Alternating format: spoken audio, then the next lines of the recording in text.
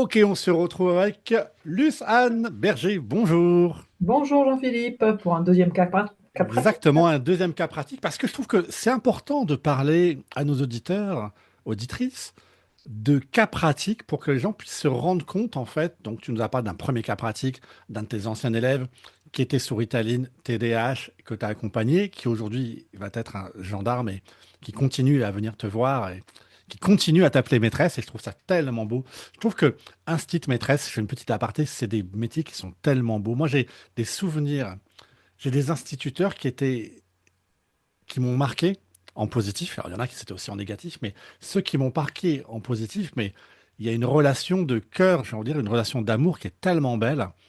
Ouais, j'ai presque les larmes aux yeux quand je t'en parle. On n'est pas du tout dans le cas pratique, mais bref. C'est Allez, ça, c'est ça. On impacte des vies, en fait, on on sème impacte des des graines. vies. Et en tant que praticien en neurofeedback, c'est ça aussi qu'on impacte des vies. Moi, je me souviens de là au cabinet, une jeune ado qui m'a dit merci monsieur, vous m'avez sauvé.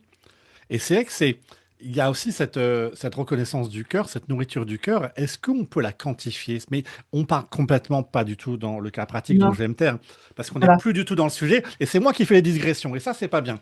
Allez, on en parlera de cette énergie du cœur et de cet amour qui circule, Ah et, oui, j'ai et- juste une petite anecdote, c'est en tant allez, qu'instit, entre instit et neurooptimal, j'ai pas changé de métier, c'est juste le bruit de la classe qui s'est estompé. Mais je cherche toujours à développer le plein potentiel de chacun.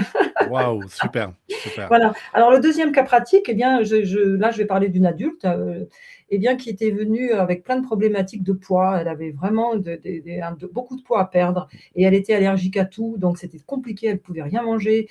C'était juste effrayant pour elle. Et elle est venue d'abord à mon cabinet faire quelques séances, mais comme elle habitait Paris et que je ne suis pas tout près, elle a choisi de louer le système puisque je fais aussi de la location. Donc elle me l'a loué pendant un bon mois et puis elle est revenue à la location plus tard.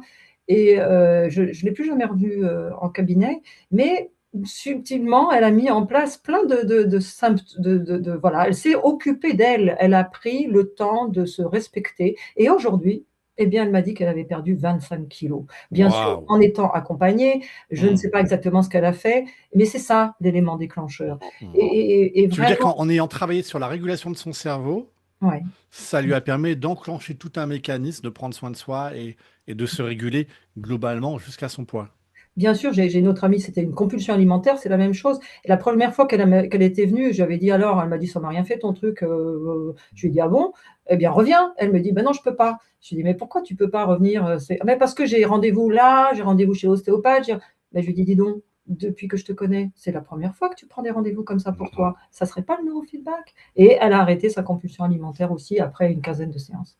Voilà, Ce qui est très amusant, c'est que très souvent, les personnes ne se rendent pas compte des changements.